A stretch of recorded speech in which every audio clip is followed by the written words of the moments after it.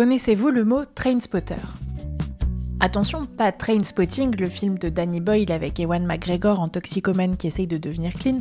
Non, Trainspotter. En français, c'est ferrovipathes ou ferroviphiles, les fous des trains. Les passionnés de gares, de wagons, de paysages traversés par le chemin de fer, Ehsan Norouzi en fait partie. Adolescent, il va fêter ses peines et ses victoires sur le pont au-dessus de la gare de Téhéran. Bercé toute sa vie par le rêve du train, à la quarantaine, il décide de s'y plonger la tête la première. Vous écoutez les livres de ZAA, le podcast pour découvrir autrement les livres des éditions Zulma. À la veille de la quarantaine, Ehsan Norouzi décide de passer 1 an sur les rails iraniens, à la rencontre de ses semblables. Aiguilleur, ingénieur, conducteur de locomotive, mais le voyage géographique est aussi un voyage dans le temps, car le rail est indissociable de l'histoire moderne de l'Iran, de sa construction par les grandes puissances, au nœud stratégique pour les Alliés pendant la Seconde Guerre mondiale. Ce livre, pour les amateurs d'histoire, pour les fous des trains et les passionnés d'Iran, est avant tout un livre en mouvement. Écrivain voyageur, Ehsan Norouzi avait écrit un premier roman sur les traces d'un grand aventurier iranien du XXe siècle qui a traversé le monde pendant 20 ans à travers l'Europe, les États-Unis et le Japon. Ehsan Norouzi est aussi le traducteur vers le persan de Sur la route de Jack Kerouac et d'autres écrivains de la Beat Generation. Comme si pour lui, l'écriture était absolument indissociable du voyage. J'en parle avec Ehsan Norouzi. Ehsan, avant toute chose, il naît comment cet amour pour les trains ? Je n'en suis pas sûre, mais je crois que le fait qu'enfant, je regardais Sherlock Holmes, Hercule Poirot, résolvant des mystères à bord des trains, a joué un grand rôle dans cette obsession. Et en même temps, vivre dans le pays avec le plus haut taux d'accidents de voiture du monde, le train me faisait sentir plus en sécurité, c'était plus ordonné. Et en même temps, sur l'aspect social, ça symbolisait le voyage commun d'une communauté, comparé au voyage privé et personnel dans une voiture. En train, c'est plein de personnages qui vont ensemble dans un transport sécurisé et sûr. Je ne sais pas si ça a du sens, mais le train me semblait plus ordonné et sûr, comme une expérience partagée.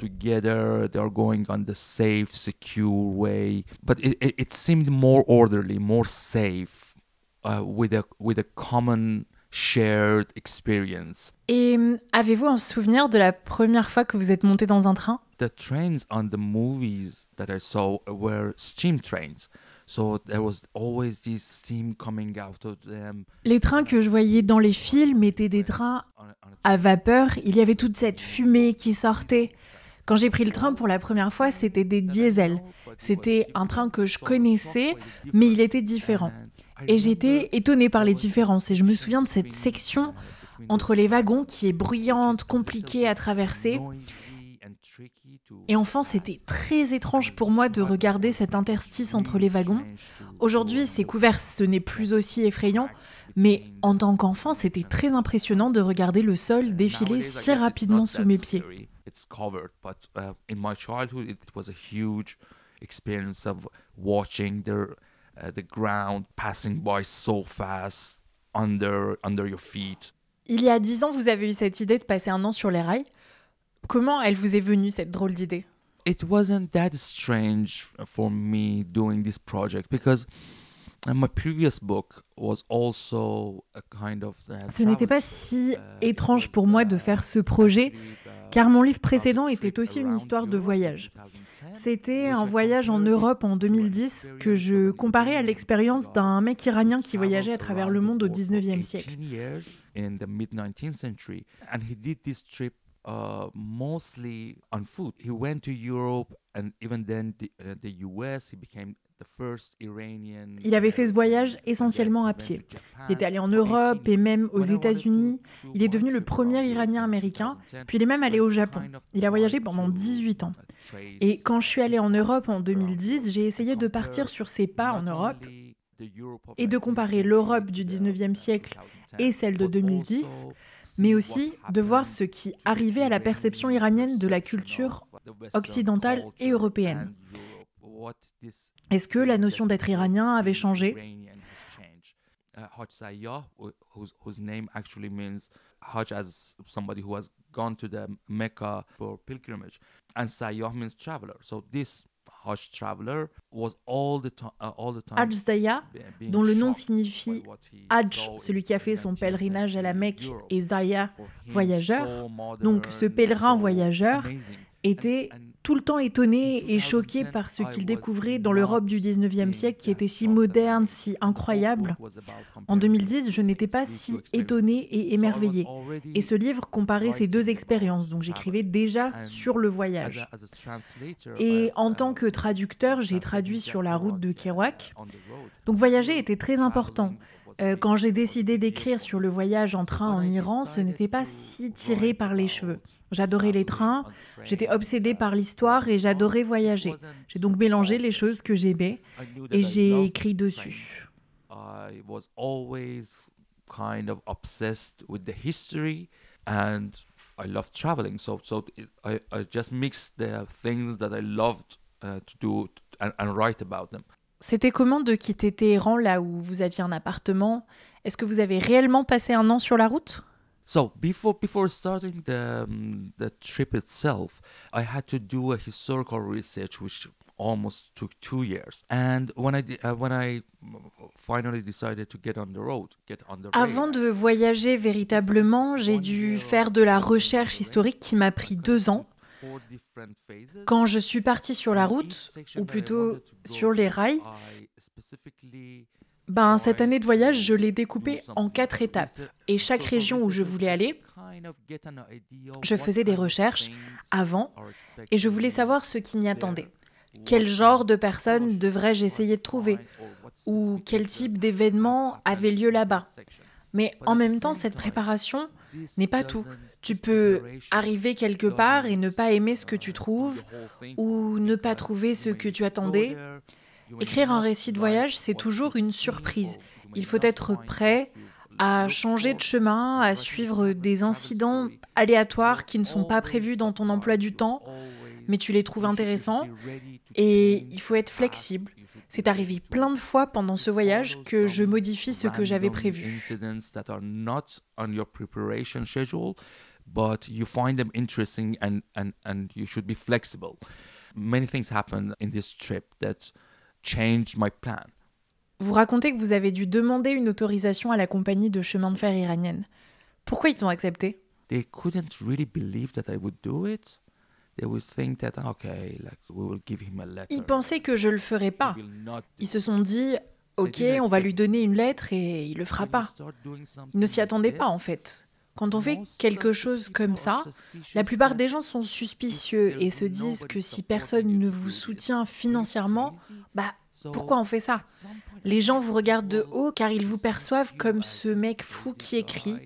Et donc, en fin de compte, ils vous laissent tranquille. En fait, vous cherchiez rien de précis pendant ce voyage, non? Vous vous êtes laissé porter. When I was growing up in the library of my father at home, there were mostly political books or the serious classics. Quand j'étais enfant dans la bibliothèque de mon père, il y avait surtout des livres politiques ou classiques, des livres sérieux. Energy of exploring the world and being open and quand j'ai découvert sur la route et ce genre de littérature, j'ai découvert que certains livres vous donnaient l'énergie d'explorer le monde. The kind of book that I needed while I was growing up.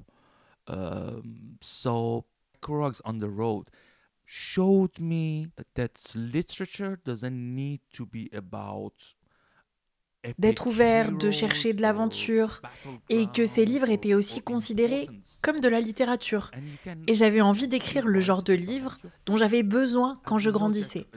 Sur la route de Jack Kerouac m'a montré que la littérature n'avait pas besoin de concerner des héros, des champs de bataille ou des choses importantes, mais qu'on peut écrire sur son ami, puisqu'on sait que Kerouac a écrit son roman inspiré par certains de ses amis et des lettres qu'un très bon ami lui avait envoyées. Et donc, en tant que mec issu de la classe moyenne basse de Téhéran, vivant dans les années 80-90, en partie pendant la guerre avec l'Irak, il y avait les bombardements, on n'avait souvent pas d'électricité, ben la vie était plutôt ennuyeuse. On n'avait pas grand-chose à faire.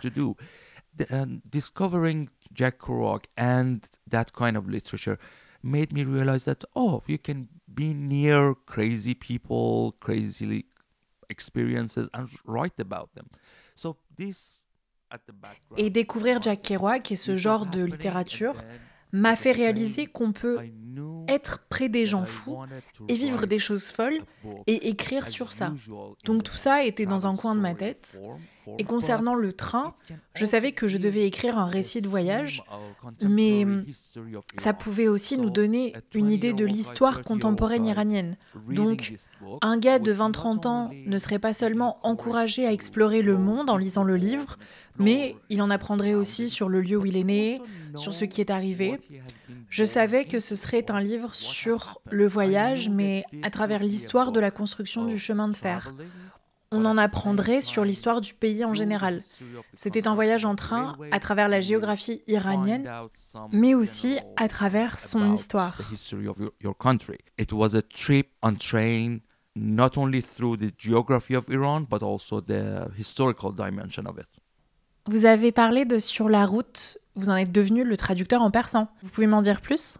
I guess it was really randomly that I discovered. It was because I studied drama, so at the library of the university. C'était vraiment par hasard, j'ai fait des études de théâtre et c'est à la bibliothèque de l'université que j'ai découvert ces gens fous de la Beat Generation dans les années 50 aux États-Unis. Et à l'époque, dans les années 2000, on avait plus de raisons d'avoir de l'espoir concernant la situation politique en Iran. Il y avait des réformes contre la pauvreté. Il y avait de l'espoir et on pouvait s'identifier avec le mouvement des droits civiques aux États-Unis, par exemple. C'était le bon moment et le bon endroit pour découvrir Kerouac et la Beat Generation. C'était une expérience partagée parce que j'avais un ami qui traduisait Old de Allen Ginsberg. C'était l'ambiance, le zeitgeist de l'époque. C'est quoi les souvenirs les plus forts de ce voyage? There was this guy that I talk in the book about him that he said that I lived my life on the railways. Je parle d'un homme dans le livre, il disait « J'ai vécu ma vie sur les rails. Et quand j'ai pris ma retraite, j'ai acheté une maison près des rails parce que le simple fait d'entendre les trains passer et siffler, ça me rajeunit. » Or there was another guy who was stuck between his passion for trains and il y avait un autre gars qui était pris entre sa passion pour les trains et son nouveau hobby qui était de conduire un avion. Il avait un conflit interne que je trouvais intéressant. Il y a eu un incident en conduisant un avion à cause d'un problème technique et ses amis racontaient qu'il avait été distrait en conduisant son avion parce qu'il avait vu un train passer. J'adore l'anecdote d'un mec qui conduit des trains et tombe amoureux des avions. Et alors qu'il conduit un avion, il regarde un train passer et il a un accident. C'est comme une malédiction. C'est ces petites rencontres, ces micro-histoires qui m'ont fasciné dans ce voyage. It is mostly these short encounters, some phrases, these micro-histoires thingies that fascinated me in the whole thing. Vous vous êtes senti comment à la fin du voyage? Vous étiez triste de rentrer à Téhéran? More than the train trip itself, I guess it's the essence of writing. That you're doing a project and you're so lonely and alone in that project because nobody knows. Plus que le voyage en train en tant que tel, c'est l'essence de l'écriture. Tu fais un projet et tu es complètement seul. Personne ne sait ce que tu essayes de faire. Et les gens qui travaillent dans les trains ne comprennent pas non plus. Et quand ton projet s'achève, tu as l'impression de te défaire d'un grand poids que tu portais depuis des années. Et là, les gens comprennent ce que tu essayais de faire. Et c'est là que beaucoup de personnes m'ont contacté. J'ai reçu beaucoup de messages, d'avis, de commentaires, de mots gentils des gens du rail, des années après, alors que j'avais l'impression d'en avoir fini avec ça. C'est maintenant que je reçois ça. Mais ça ne me quittera jamais. Quand je suis dans un train, j'ai des flashbacks de cette époque-là. J'ai pas de mélancolie. Je substitue par autre chose. Je me plonge dans d'autres projets, d'autres obsessions. C'est comme un ex-amant qu'on ne porte pas tout le temps avec soi, mais dont on a des flashbacks de bons et de mauvais moments. But melancholy, no, I guess you substitute something else. You get into some new project, some new obsession.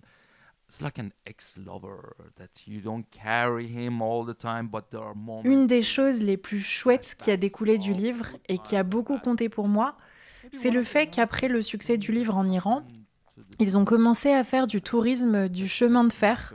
Et maintenant, des petits trains vont dans des endroits dont je parle et utilisent le livre pour faire connaître ces endroits et l'histoire du chemin de fer. C'est pour moi la conséquence majeure. Small train that goes to these specific places I talk about and uses this book for people to know about the story of these places and the railways. So that was for me maybe the biggest thing. Et donc, quelle est la prochaine obsession? Actually, the current project I'm working on, and nowadays I talk about it a lot, and still people like treat me as a crazy guy, is the book I'm writing on a pair of romantic letters I found. Mon projet actuel, et à nouveau quand j'en parle, les gens me traitent comme un fou. J'écris un livre sur 2 lettres d'amour que j'ai trouvées dans un marché aux puces à Paris. J'étais en résidence à la Cité des Arts et j'ai trouvé ces 2 lettres. Je collectionne les timbres et tout un tas de machins étranges et j'allais au marché aux puces pour voir ce que je trouvais. Et j'ai trouvé 2 lettres écrites au début des années 1970 en farsi. Et comme si ce n'était déjà pas assez étrange comme ça, elles étaient écrites par une femme polonaise adressée à un homme iranien. Ma première question était pourquoi cette femme polonaise a écrit en farsi? Comment avait-elle appris? Je suis devenue obsédée par ces lettres, puis j'ai retrouvé la femme. Et elle avait 20 ans au moment de l'écriture de ces lettres, et quand je l'ai connue, elle en avait presque 70. Alors je lui ai demandé l'histoire de ces lettres, et c'était bien plus énorme que ce que j'imaginais. Et même si ce livre ne parle pas explicitement de voyage, il utilise la forme de l'écriture de voyage. En farsi, lettre se dit « name », et en ancien persan, ça veut aussi dire « livre ». Alors pour toutes les formes de la non-fiction, on utilise « name » comme suffixe. Pour biographie, on dit « zendigi », vie, « name », une lettre sur ta vie. Ou récit de voyage, « safar », voyage, « name », lettre de voyage.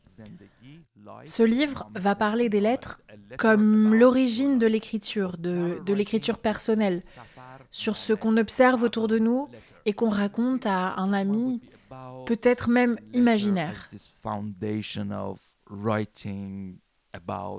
A kind of personal writing about what is happening around you to a imaginary friend, maybe. Thank you for having me. Découvrez Trainspotter de Ehsan Norouzi et d'autres auteurs et autrices iraniens, Nassim Marashi, Azar Nafisi, Zoya Pirzad, aux éditions Zulma. Notre générique est le morceau Doukoula de Arad Kilo avec Mamani Keita et Mike Ladd. Je vous laisse avec les mots de Sébastien Jalot, le traducteur du livre, et Juliette, libraire à Quai des Brumes à Strasbourg. Bonjour, je suis Sébastien Jalot, le traducteur de Trainspotter de Ehsan Norouzi. Alors j'ai envie de dire que ce livre m'a procuré une expérience de traduction unique. Outre les segments ignorés de l'histoire de l'Iran moderne qu'il a soumis à mon attention, il m'a fait découvrir tout un univers lexical qui ne m'était pas très familier. Le vocabulaire ferroviaire, évidemment, mais aussi toute une série de toponymes jalonnant le tracé de la ligne nord-sud, ou encore les noms de tous ces ouvriers, ingénieurs, architectes, bureaucrates qui ont collaboré à ce chantier colossal. À l'image du lecteur qui découvre ce livre pour la première fois, En traduisant Trainspotter, je me suis senti embarqué dans une aventure haute en couleurs à travers l'histoire et les paysages de l'Iran de ces 120 dernières années. Et c'est un voyage que je n'oublierai jamais. Alors, pourquoi j'aime Trainspotter ? Je trouve que le postulat de base de dire j'ai pas d'attache, je vais à la découverte de l'histoire du train et de la transiranienne, je trouve ça déjà je trouve ça génial. J'adore le début du bouquin quand il se pointe là et que il dit moi j'ai que ça à faire. Je trouve ça génial. C'est réaliser un rêve d'homo, mais en même temps c'est se dire allez on y va, c'est l'aventure. J'aime bien la façon dont le récit est construit. J'aime bien l'alternance de rencontres, d'archives, les cartes, le fait qu'on puisse être autant à bord de trains d'Aiglun que à bord de locomotives mythiques, et d'être à la rencontre des gens, des vraies personnes, quoi, et puis de leur histoire aussi personnelle dans cette grande histoire. Je trouve vraiment touchant aujourd'hui de pouvoir lire un texte qui raconte l'histoire de l'Iran, qui nous raconte aussi avec beaucoup de tendresse l'histoire de ce pays, avec une curiosité et un humour presque enfantin. Il y a une part de naïveté dans son écriture, mais qui du coup apporte quelque chose de vraiment doux et agréable. Et ça en fait un livre de chevet, je trouve vraiment parfait. Par les temps qui courent, je trouve que de pouvoir voyager en Iran de cette façon-là, c'est vraiment doux et c'est chouette. Donc c'est vraiment un très beau texte.